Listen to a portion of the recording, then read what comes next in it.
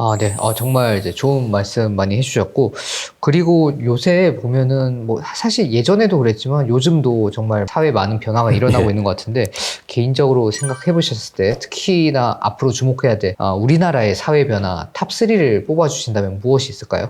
예. 이제 고령화 저출산 뭐 이런 이야기는 너무 많이 들으셨을 거고요. 그래서 저도 곰곰이 생각을 하다가 처음에 적었다가 다시 바꿨습니다. 이게 조금 틈새에 있는 사회 변화, 뭐 큰 변화 이런 거는 다 아실 것 같아서요. 그래서 그걸 제가 한 3가지 정도, 여러분들이 혹시 조금 놓치고 있으실 것 같은 3가지 정도를 가져왔는데요. 첫 번째가 조금 이제 역발상인데, 지금 다 디지털 사회로 가고 있는데 오프라인에서 아날로그적 현상이 꽤 일어나지 않을까 싶습니다. 우리가 익선동이나 뭐 여러 가지 요즘 동네 브랜드 같은 경우 있지 않습니까? 그게 다 아날로그이거든요. 그 다음에 LP판들이 유행한다든지 이런 것도 이제 아날로그의 일종의 부활이라고 볼 수도 있고요. 그래서 사람들이 디지털만으로 독립돼서 살 수가 없습니다. 그러니까 영국 같은 경우에 고독부를 다 만들었고, 일본도 이제 고독부를 신설하고 장관도 임명하고 한 게 사람들이 자꾸 고독해지거든요. 그러려면은 같이 모여서 하는 커뮤니티나 이런 데 이제 가는 걸 즐길 수가 있습니다. 그래서 사람들의 라이프가 한편으로는 디지털로 움직이지만은 그 극단으로 아날로그로 많이 움직인다는 것입니다. 그게 우리나라에서 뭐 각종 동네 브랜드라고 그럴까요? 이런 것들이 막 성장하는 이유, 골목들이 많은 곳, 이런 곳들에 젊은 사람들이 많이 모이고 하는 것, 뭐 그런 것들이 저는 하나의 우리나라 사회 현상으로 또 트렌드로 잡지 않을까 싶고요. 서구 사회는 이미 아날로그 사회가 부활할 거라는 이야기는 벌써 수년 전부터 있었습니다. 서점의 부활, 그 다음에 한편으로는 아마존이 뭐 완전히 온라인으로 휩쓰는 것 같은데 동네 서점이 부활을 하는 겁니다. 그 어떤 체인의 서점도 아니고요. 그런 일들, 그 다음에 LP판들의 부활. 요즘 젊은 사람들도 LP판들 듣는다고 그러고 턴테이블 사가지고 들어본다고 그러지 않습니까? 턴테이블 저 정말 10대, 20대 때 했던 것들인데요.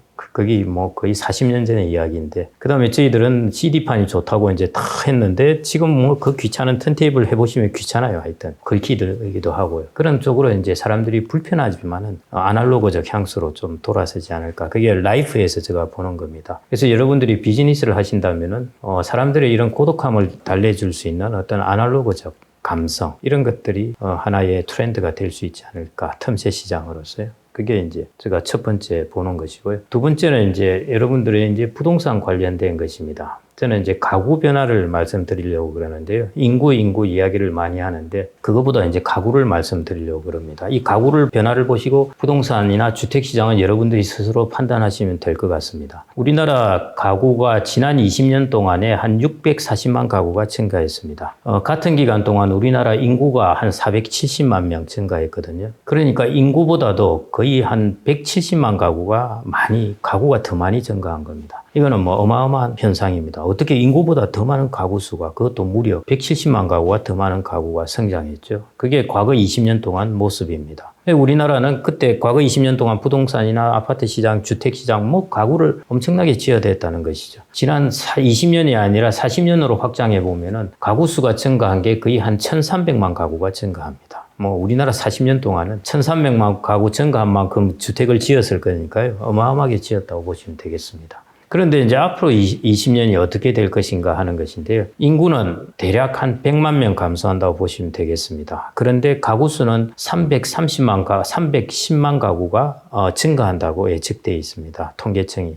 이걸 보고 이제 수년 전에도 주택가격 비쌀 때도 사람들이 이 논리를 가지고 이 가구 수 여전히 310만 가구가 증가한다. 주택시장 괜찮다. 이런 이야기를 했었는데요. 이 가구수 변화에서 우리가 유의해야 될 것은 가구수를 연령별로 뜯어봐야 됩니다. 뜯어보면은 310만 가구가 증가했는데 60대 이상 가구는 570만 가구가 증가했습니다. 그 다음에 50대 이하 가구는 마이너스 260만 가구입니다. 그래서 이 둘을 합치니까 310만 가구예요. 자, 그렇다면은 50대 이하 가구가 주택을 실수요를 하고 가장 다이내믹하게 주택을 수요하는 계층인데, 이 가구 수는 이미 앞으로 20년 동안에 260만 가구나 줄어듭니다. 대신 60대 이상이 570만 가구가 증가하고요. 그래서 우리는 둘을 합쳐서 310만 가구, 이 수치만 보고 가구 수가 증가한다고 생각을 하는데요. 이렇게 연령별로 나누어 보면은 앞으로 20년 동안 우리나라 주택시장의 가구 변화의 가장 큰 특징은 가구가 주택시장이 처절하게 늙어간다는 것입니다. 이렇게 처절하게 늙어가면은 주택시장은 다이내믹해질 수가 없습니다. 우리가 이전에 20년 동안 보던 그런 막 다이내믹하게 증가하던 그런 경우는 볼 수가 없죠. 지방도 증가하고 서울도 증가하고 다 같이 지수들이 이렇게 막 올라가는 그런 경우는 볼 수가 앞으로 없을 것 같고요. 그러면은 이제 철저하게 양극화가 되죠. 양극화가 되고 지금 이미 뭐 분양시장에서 다 나타난 거지 않습니까? 그게 더 심화됩니다. 그러면은 이제 일본도 그랬듯이 더 도심으로 이제 집중되게 되는데 그러면은 이제 그런 것들이 첫 번째 일어날 겁니다. 그럼 부동산 시장에서는 도심으로 집중되다 보면은 자칫하면은 우량 부동산에 너무 많은 사람들이 몰려들다 보니까 오버밸류 될 가능성 이런 부분이 여전히 남아 있습니다. 앞으로 그런 게 이제 부동산의 리스크로 오겠죠. 가구 변화에 따른. 그래서 이제 그런 부분이 두 번째 이제 트렌드라고 볼 수 있겠는데요. 그 가구 변화에 또 하나 연결된 게 1인 가구 변화입니다. 그 1인 가구 수가 하여튼 엄청 증가하게 되는데요. 그 1인 가구 수에서 보면은 젊은 가구 수는 감소합니다. 그러면은 어떤 가구 수가 증가하느냐? 고령자들 가구 수 증가로 1인 가구가 증가해요. 그런데 과거 20년 동안은 젊은 사람들 위주로 1인 가구가 증가했습니다. 그러니까 주택의 소형주택이나 이런 것들에 대한 수요가 많이 생겨났죠. 근데 지금 앞으로는 그 주택에 대한 그런 부분들이 완전히 달라진다는 것입니다. 언제 젊은 사람들의 가구 수는 늘어나지 않고 감소하게 되니까요. 지금까지 막 젊은 사람들이 수요하던 그런 이제 1인 가구 그런 거에 대한 수요는 확 줄어들어 버리게 되고요. 고령자들은 이제 가구 수가 증가하게 되고 고령자 독거 가구 하면은 주로 여성들입니다. 그래서 소위 말해 할머니 독거 가구가 앞으로 많이 증가하게 됩니다. 그러면 일어나는 현상이 뭐냐면은 젊은 사람들은 1인 가구일 때 방을 1개 내지 2개의 집을 가집니다. 그런데 고령자들은 1인 가구를 하더라도 방을 3개에서 4개를 가집니다. 그러면은 젊은 1인 가구가 있을 때는 방에 비효율성이 없어요. 자기 쓸 만큼 다 쓰니까요. 근데 고령자 독거 가구가 되면은 방을 혼자 있으면서 방이 3개, 4개인 겁니다. 이제 공간의 효율성 문제가 대두되는 거죠. 그래서 일본은 저는 이제 이런 생각을 하는데요. 일본은 빈집이 문제면은 앞으로 우리나라는 빈방이 문제인 시대가 오지 않을까.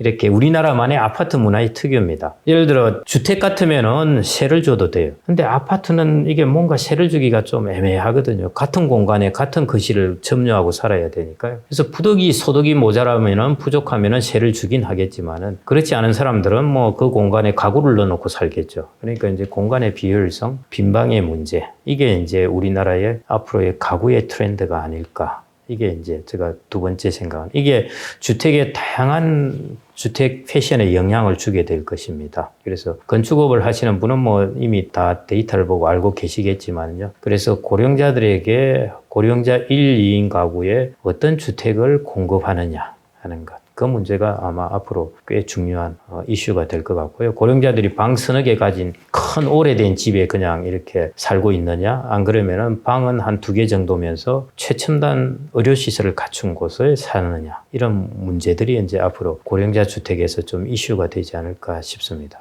정말 여러 방면으로 생각해 볼 수 있을 것 같은데, 이제 뭐 건축이나 건설을 네. 하는 분들은 어떤 형태나 규모 뭐 이런 거를 지을까라고 생각할 수도 있겠고, 이제 네. 집을 갖고 계신 그런 고령자 분들은 여러 가지 선택을 할 수도 그렇죠. 있는데, 그냥 그대로 살 것인가, 네. 아니면 이제 다운사이징을 할 것인가? 뭐 세를 주고 자기는 이제 예. 방 한두 개짜리로 좀 더 작은 곳에 살거나, 아니면 또 정책을 담당하는 분들은 쉐어하우스나 이런 걸 또 어떻게 예. 활성화시키나, 약간 이런 그렇죠. 것들 여러 예. 가지 측면에 다양한 사람들이 고령자들은 집을 수합하는 것도 방법이죠. 이제 자기의 일종의 그 헌집 줄게 새집 다운데요. 큰 평소에 방 서너 개의 집을 줄게 최첨단된 한두 개의 의료시설 방을 가지고 의료시설 된 방으로 수합을 하는 거죠. 일종의 이거 팔고 이거 사는 게 수합이니까요. 이제 그런 현상이 일어날지도 있고 앞으로 그래서 한 30년 동안 꽤 많은 주택시장의 변화가 일어날 것 같습니다. 일본의 시장하고 달라요. 일본은 자기 단독주택을 가지고 있기 때문에 그냥 거기서 삽니다. 그러다가 죽으면은 빈집이 되든지 안 그러면 자녀가 팔든지 뭐 이런 식으로 되는데요. 우리나라는 그런 게 아니라 이제 아파트이기 때문에 이게 변화들을 쉽게 할 수가 있습니다. 새로 지은 지역은 또 다르게 변화할 수도 있고 하니까 그런 것들에 있어서 주거 문화가 좀 이렇게 변화할 수 있을 것 같습니다. 생각해봄직한 마지막 변화는 어떤 예, 세 번째가 이제 잘 아시는 혁신인데요. 혁신은 여러분들 많이 들어보셨을 거예요. 코로나 때 이제 이미 혁신이 많이 일어났고 그게 한번 다운된 것이거든요. 그런데 혁신이라는 것은 뭐 아시다시피 이렇게 시작되면은 결코 되돌아가지 않습니다. 한번 다운됐다가 다시 이제 일어나게 되는데 저는 이제 최근에는 그래서 그거는 뭐 여러분들이 다 아시는 경로일 테니까 다시 일어날 겁니다. 일어나고 될 텐데 최근에 이제 제가 두 가지를 주목하게 된 게 이제 생성형 그 AI라는 거, 챗GPT라는 거하고 그다음에 이제 애플에서 개발한 XR 확장 현실 있지 않습니까? 익스텐디드 리얼리티 쪽으로 해서 그 만들어낸 헤드셋 그쪽을 제가 좀 눈여겨 보고 있는데요. 저게 이제 우리가 세컨드 웨이브를 가는 거에 촉발이 될 수도 있겠다 싶은데요. 첫 번째 이제 챗GPT는 이미 다 잘 알려졌지만은 그걸로 인해서 이제 AI 쪽에서 AI로 해서 이제 반도체 뭐 엔비디아도 그렇고 삼성도 그렇고 이제 이런 쪽의 수요를 서서히 이제 촉발시키기 시작하는 것이죠. 그래서 AI가 촉발시키는 이제 사회의 변화입니다. 그런 반도체 수요뿐만 아니라 뭐 법률 시장이라든지 뭐 다양한 이제 시장에 영향을 줄 요소, 생산성을 높여줄 것 같아요. 그러면은 자본주의 사회에서 지금 생산성이 둔화될 부분, 이런 부분을 걱정을 하는데 뭔가 한 단계 생산성을 조금 점프를 시켜줄 것 같거든요. 그런 부분이 이제 혁신과 더불어서 우리 사회가 얻을 과실이죠. 그런 부분이 제가 조금 혁신에서 눈여겨보는 부분 하나이고요. 그 다음에 두 번째 이제 애플. 이거는 우리가 소위 말하는 메타버스 세상을 이야기하다가 그게 이제 확 죽어버렸잖아요. 사실은 좀 허접했었죠. 무슨 강의실 했는데 이상한 게 와서 왔다 갔다 하고 그 강의실 내 스스로를 움직이게 하려면 얼마나 불편합니까? 그런 걸 가상현실이라고 이제 만들어 놓았다가 이제 그런 부분이 이제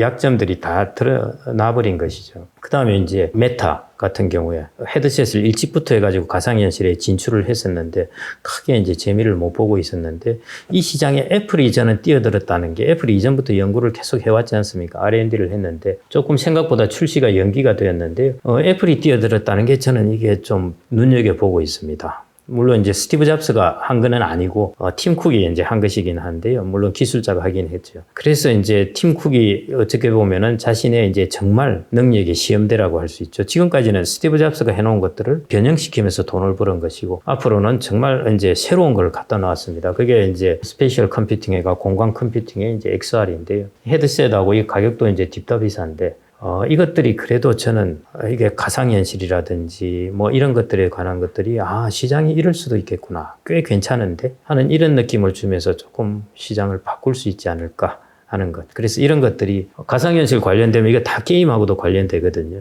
그래서 이런 것들이 앞으로 세계 전체적으로 혁신을 또 한 번 세컨드 웨이브를 띄게 하는 요인이 될 수 있지 않을까. 그래서 여전히 디지털 혁신은 지속된다. 이렇게 이 세 가지 정도 트렌드를 좀 보고 싶습니다. 그러면은 이렇게 이 말씀해주신 세 가지 변화, 아날로그로의 복귀, 그리고 이제 두 번째 가구의 변화, 세 번째 계속되는 이제 이런 기술적 혁신들, 이런 사회 변화 속에서 또 개인 투자자는 어떻게 이제 이걸 준비를 해야 될까요? 사실은 이게 기성전 이게 결이죠. 사실 앞에 것만 이야기 아무리 해봐야 안 되고 결국 이 부분이 이제 중요한 부분인데.